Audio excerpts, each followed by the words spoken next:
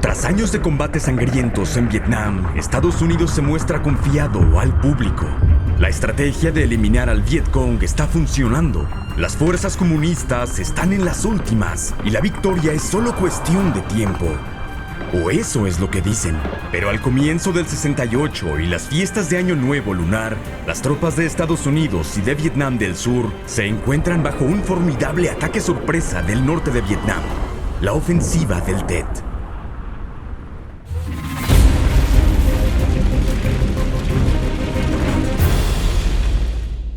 A finales del 67, la guerra en Vietnam está en un punto muerto. Mientras Estados Unidos usa potencia de fuego para buscar y destruir, la insurgencia del Vietcong lleva a cabo operaciones de guerrilla en Vietnam del Sur, a menudo decidiendo dónde y cuándo ocurren las batallas. El resultado son altas bajas para ambos y ningún avance estratégico, aunque el comandante William Westmoreland lo ve de otro modo. En el 67 recorre Estados Unidos para informar que su estrategia funciona y que Vietnam del Norte está llegando a su punto límite. Y aunque es demasiado optimista, sí existen fracturas dentro del gobierno comunista. Algunos líderes, a los que se les llamará palomas, están preocupados por el costo de vidas e infraestructura y quieren que Hanoi negocie. Se enfrentan con los más influyentes del partido, como el secretario general Lee Duan, que busca intensificar la guerra.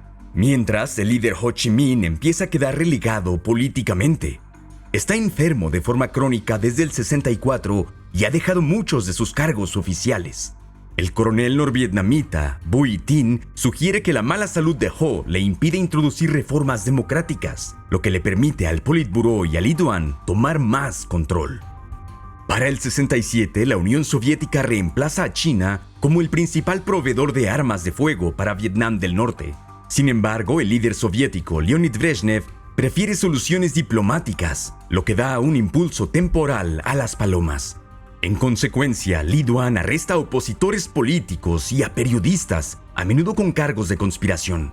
Con esa base de poder, los halcones preparan una nueva ofensiva, en la que unidades irregulares norvietnamitas atacarán ciudades y pueblos en todo Vietnam del Sur en la festividad lunar del Tet. Hanoi espera que un ataque sorpresa contra centros urbanos y bases militares derribe al gobierno de Saigón, destruya una parte importante de las fuerzas estadounidenses y survietnamitas y presione a Estados Unidos para que se retire. Los comandantes saben que la operación es riesgosa, por eso la mayor parte de los combates se le asigna al Vietcong y no al más valioso ejército regular de Vietnam del Norte. En octubre del 67 comienzan las preparaciones militares, cuando tropas norvietnamitas hostigan posiciones fronterizas, incluyendo la base de combate de Khe Sanh.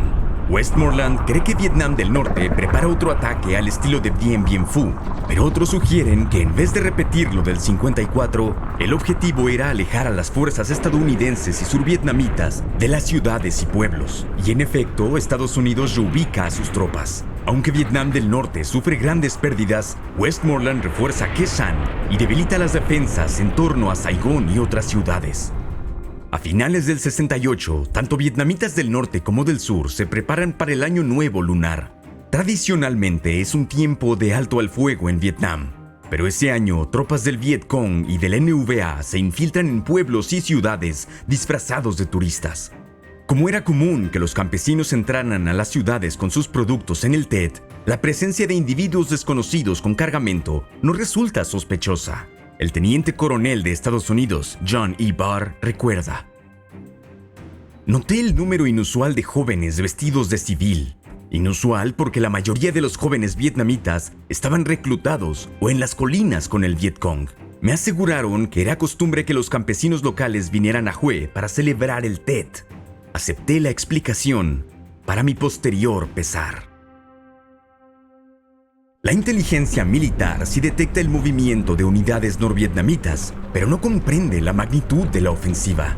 En realidad, 84,000 soldados esperan la señal para atacar en todo el país. A medianoche del 30 de enero, Vietnam del Norte lanza los primeros ataques coordinados. En cuestión de horas, 5 de las 6 principales ciudades de Vietnam del Sur, 36 de las 44 capitales y 64 cabeceras de distrito están bajo ataque. Tuan Van Van, teniente de la 320 División del Norte, recuerda un asalto contra una base de marines. Cerca de la medianoche nos acercamos lo más posible al perímetro de la base. Primero disparamos una bengala. Esa fue la señal para detonar la dinamita que abrió agujeros en el perímetro. En segundos tocamos un clarín y silbatos para señalar a nuestras tropas que avanzaran. Los 400 avanzamos gritando: ¡al ataque! ¡Al ataque! ¡Al ataque! En Saigón, un grupo de unos 20 zapadores del Vietcong abre un boquete en el muro del complejo de la embajada estadounidense. Armados con rifles de asalto y lanzacohetes, intentan irrumpir en el edificio principal de la Cancillería, pero fracasan. El diplomático Barry Sortien llamó al coronel George Jacobson, que vivía dentro del complejo. George dijo que los zapadores del Vietcong habían entrado en su casa y que podía oír gente en la planta baja. Afuera, en su lado del complejo, había disparos, figuras sombrías moviéndose y ráfagas de fuego esporádicas. Según él, la embajada seguía segura. Tenía una pistola y después de colgar, disparó a uno de los zapadores que subían. Jacobson mata al último zapador del Vietcong poniendo fin al ataque. Otros intentos por entrar en la estación de radio de Saigón y en el Palacio Presidencial fracasan. Tras el impacto inicial, las tropas se organizan con rapidez y montan una defensa efectiva en la mayoría de los lugares. Los comandantes estadounidenses quedan impresionados con el desempeño, que resiste a pesar de las bajas expectativas. En cuestión de días, revierten la mayor parte de las ganancias del Vietcong, aunque no ocurre así en todos lados. La antigua capital imperial presume de una hermosa arquitectura y fortificaciones del siglo XIX, pero pronto se convertirá en el epicentro de una guerra mucho más moderna. Hue había visto pocos combates hasta el 68 y se consideraba casi una ciudad de tregua cerca de la frontera y del paralelo, dividida por el río Perfume en una ciudad moderna al sureste, y la ciudadela al noroeste era sede de un aeródromo, una gran universidad, hospitales y edificios de gobierno. El 30 de enero, el comandante No Quang Trong recibe información de que es posible un ataque. Pone a sus tropas en alerta, pero muchas están de permiso por el TET. Aún así, supone que el NVA carece de la fuerza necesaria para atacar. Lo que no sabe es que algunos regimientos del NVA, apoyados por el Vietcong, ya han rodeado Hue e infiltrado zapadores y tropas de asalto. Un oficial norvietnamita escribió: el enemigo no sabía nada de nuestra estrategia. Cuando nuestras fuerzas se aproximaron a la ciudad de Hue, el enemigo no había tomado ninguna medida defensiva. Su tarea era abrir las puertas de la ciudad y capturar 200 objetivos. Los más importantes, el cuartel general del ARVN en Manca, el aeródromo de Tai Loc, el complejo McVie, la rampa de carga del LCU, la estación de radio, el hospital y la sede provincial. A las 2:30 de la mañana del 31 de enero, una bengala marca el inicio del ataque. Zapadores del norte, disfrazados con uniformes del sur, matan a los guardias y permiten la entrada de unos 7.500 soldados. De inmediato, soldados del sur en la ciudadela organizan una defensa improvisada, en especial los Panteras Negras. Los combates son intensos, pero el norte logra mantener Manca y disputarse el aeródromo. En la parte moderna de la ciudad, una guarnición en el complejo del McVie y en la rampa de carga cercana resisten, pero al amanecer, el norte controla el 60% de Hue. Los comandantes del sur piden desesperadamente refuerzos al hacerse evidente la magnitud del ataque. Algunas tropas aerotransportadas llegan a Manca, pero las columnas de relevo por tierra sufren fuertes bajas por fuego del norte desde los muros. Mientras, los marines de la Task Force X-Ray avanzan hacia la ciudad, incluyendo batallones de los regimientos primero y quinto. Pero al acercarse a la ciudad, los norvietnamitas los emboscan. Soldados enemigos atrincherados a ambos lados de la carretera, detrás de muros, dentro de edificios y azoteas, lanzaron una andanada devastadora que golpeó al somnoliento convoy con la fuerza de un martillo aplastando a una cucaracha. Armas automáticas, fusiles, cohetes, rifles sin retroceso, morteros, granadas, todo al mismo tiempo. La columna estadounidense necesita el apoyo de tanques M-84 para abrirse paso entre 9 cuadras hasta el complejo del McVie. Los comandantes ordenan a los marines cruzar el río Perfume para aliviar la presión sobre el sur en la ciudadela. Pero el puente es demasiado débil para los tanques y apenas hay fuego de apoyo. El teniente coronel Marcus Gravel lo resumió así: avanzamos hasta el complejo McVie. y luego nos dieron la misión más estúpida e idiota. 2 pelotones logran cruzar, pero reciben fuego intenso desde los muros de la ciudadela. Al darse cuenta de que el ataque es inútil, Gravel ordena una retirada, usando vehículos requisados para evacuar heridos. Cerca de 1/3 de la compañía de marines muere o queda herida en el intento. Ahora queda claro que las fuerzas de Estados Unidos y del sur están rodeadas por tropas del NVA, decididas a mantenerse, mientras que los norvietnamitas se preparan para establecer un gobierno provisional. Para Estados Unidos será una batalla desde adentro hacia afuera. Los primeros objetivos de los marines son la sede provincial de la ciudad y la prisión, a unas 6 cuadras del complejo. Para llegar deben pelear a través de la universidad y del hospital, pero los primeros intentos se detienen a menos de 1 cuadra. Al mismo tiempo, el ARVN disputa la ciudadela y finalmente retoma el aeródromo, lo que permite reabastecimiento. La rampa del LSU también posibilita que entren suministros y refuerzos por río. De otro modo, convoyes de marines conocidos como Rough Riders se juegan la vida cruzando bajo el fuego del norte. El combate se convierte en una lucha calle por calle y casa por casa. El área de operaciones de los marines abarcan unas 11 por 8 manzanas. No es enorme, pero sí un terreno muy complejo para avanzar. Los comandantes carecen de mapas a escala correcta y las reglas de enfrentamiento y el mal tiempo impiden el apoyo aéreo. El marine William Earhart recuerda: "No teníamos experiencia en este tipo de combate y el entrenamiento sobre la marcha nos costó caro.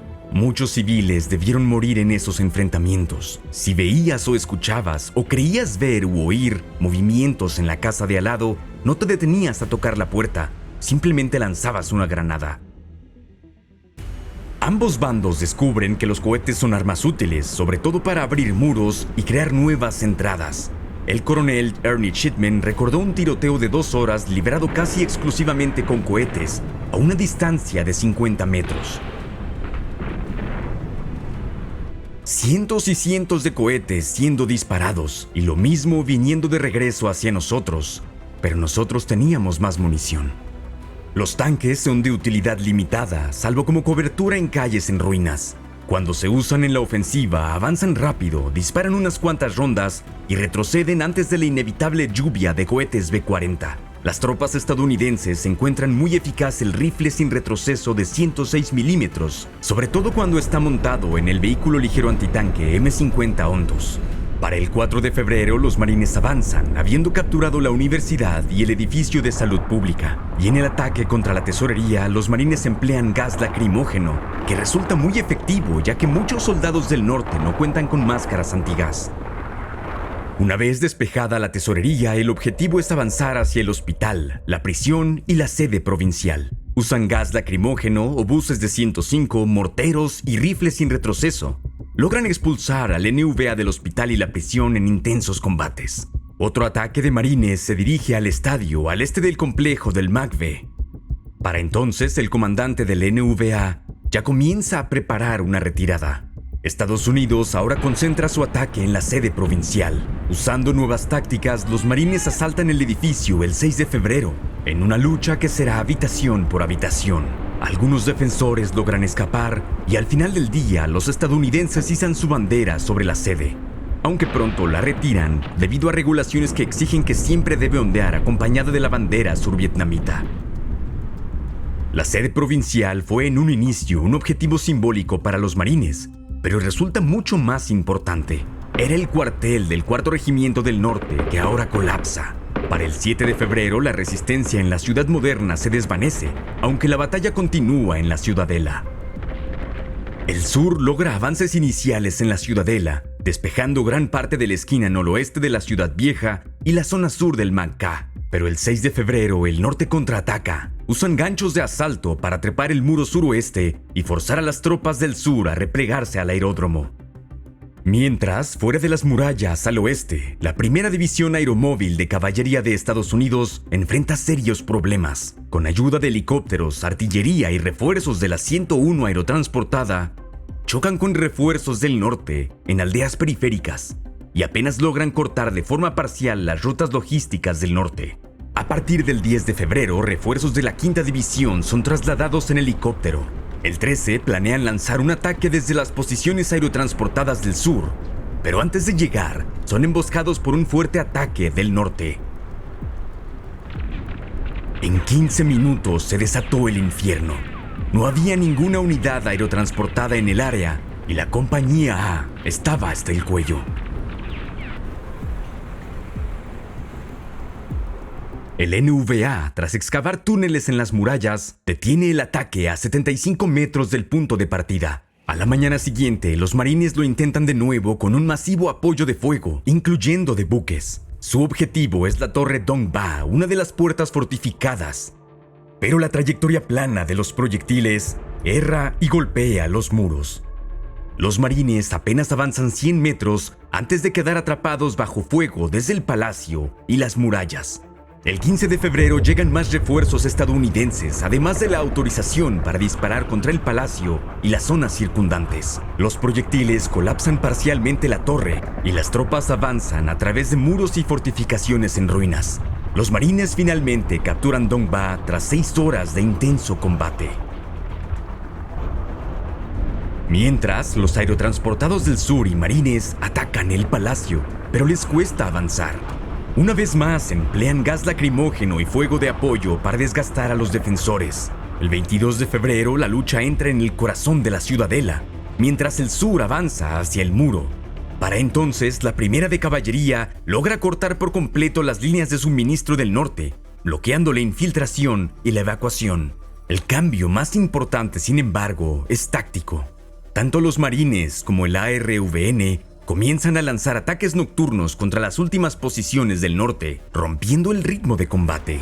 Con algunos soldados del norte descansando lejos del frente, muchos son tomados por sorpresa y capturados. Con la ayuda de un clima favorable y apoyo aéreo, los marines y el sur despejan el palacio y alcanzan el muro el 24 de febrero, izando sus banderas en la torre.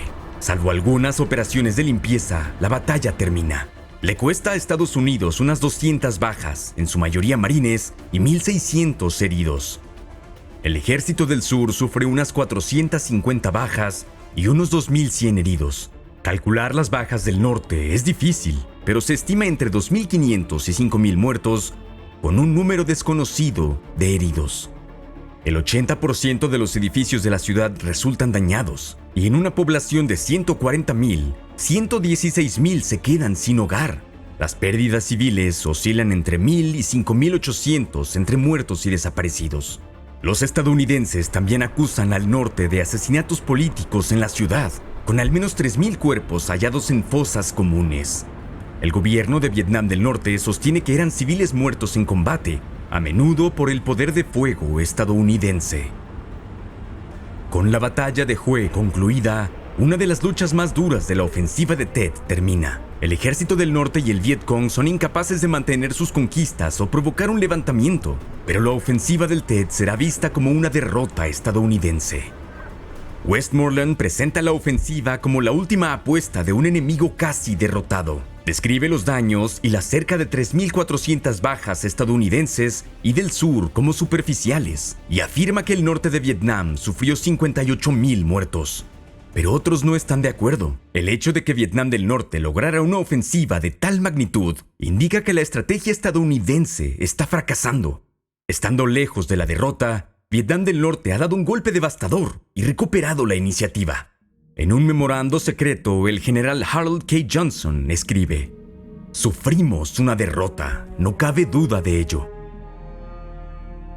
La ofensiva también socava al gobierno de Johnson.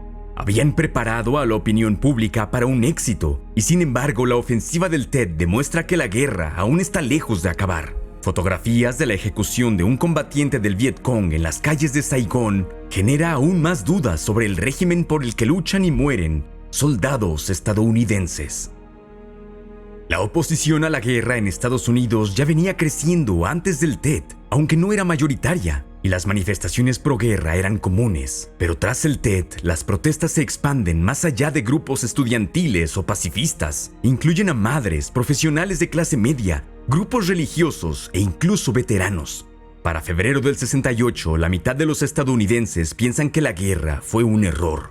Los asesores de Johnson, los hombres sabios, también se vuelven contra la guerra. A pesar de haber alentado la escalada apenas en noviembre del año anterior, ahora abogan mayoritariamente por la retirada y la negociación. McGeorge Bundy le dijo al presidente: «Mire, esto es un caso perdido. Será mejor que empiece a desescalar y salir de ahí». Y esta fue la primera vez que el presidente oyó algo así. Apenas podía creer lo que escuchaba. Creo que estaba muy impactado. El secretario de Defensa, Robert McNamara, artífice de la estrategia en Vietnam, ya había llegado a esa conclusión. En el 67 se volvió cada vez más escéptico en privado, con frecuencia en oposición de los demás asesores. En noviembre anunció su dimisión y tomó efecto a finales de febrero del 68. Su sucesor, Clifford Clark, pronto coincidiría con la valoración de McNamara. El resultado es una crisis de liderazgo en Washington. Westmoreland solicita 200,000 tropas adicionales para Vietnam. Johnson se niega, pero la petición se filtra a la prensa, causando revuelo. En cambio, ante la creciente presión, Johnson cambia de rumbo. El 31 de marzo anuncia que limitará los bombardeos sobre Vietnam del Norte, que habían iniciado en el 65, y que abrirá negociaciones con el gobierno. Luego hace otro anuncio dramático. No habré de buscar y no habré de aceptar la nominación de mi partido para otro periodo como su presidente. En realidad, Johnson sabe que su legado está arruinado. Ya ha perdido unas primarias en el partido y la guerra cuesta $2,000 millones al mes, 17,000 millones actuales. Esto deja poco tiempo y recursos para sus reformas internas y se muestra franco con sus asesores. No me importan las elecciones. Seré feliz haciendo lo correcto y perdiendo las elecciones. Tendré una desaprobación abrumadora en encuestas. Me iré por la cloaca. El norte anuncia que está dispuesto a negociar, pero deja claro que lo hará desde una posición de fuerza, como vencedor de la ofensiva del Tet. Pero realmente, ¿quién ganó esta ofensiva? Porque si Estados Unidos causó más bajas e impidió el avance norvietnamita, la batalla se ve como una derrota estadounidense. En realidad, la ofensiva del Tet es una decepción para Hanoi. Muestra que las ciudades de Vietnam del Sur no están más cerca de adoptar la revolución y no hay deserciones masivas. La ofensiva también diezma al Vietcong. Sufren enormes bajas y deja al descubierto a sus agentes.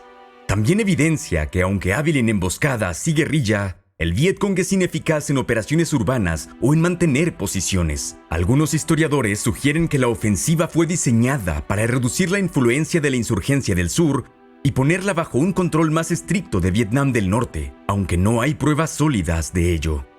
Pero en otros aspectos, la ofensiva es un éxito inesperado para el norte, ya que genera roces políticos en Estados Unidos y reduce el apoyo. Los estadounidenses no estaban preparados para la intensidad que había alcanzado la guerra. Johnson, de hecho, había intentado aislarla del conflicto.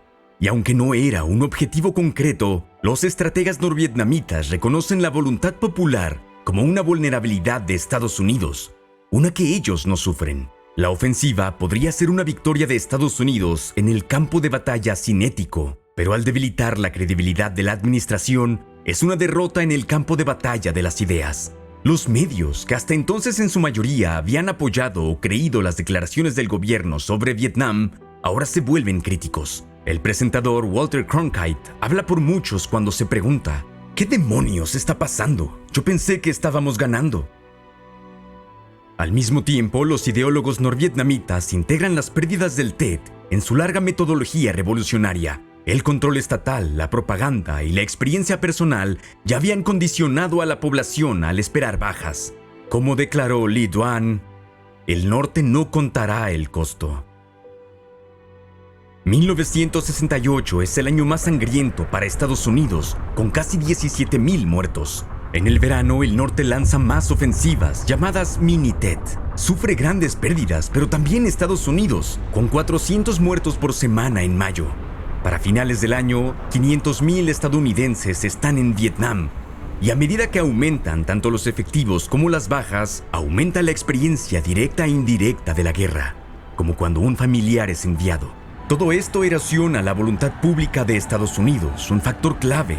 Como escribe el estratega Karl von Clausewitz, una guerra efectiva necesita equilibrio en la Trinidad: el Estado, el ejército y el pueblo.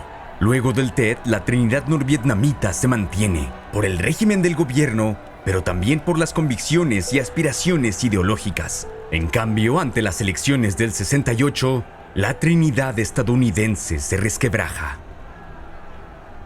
Como siempre, pueden encontrar las fuentes en la descripción del video. Si nos ven desde Patreon o Nebula, muchas gracias por el apoyo. Y para más información, revisa nuestros 2 videos previos, y aún nos faltan más por hacer. Soy Jesse Alexander y esta es una producción de Real Time History, el único canal de historia que sabe qué demonios está pasando. A veces.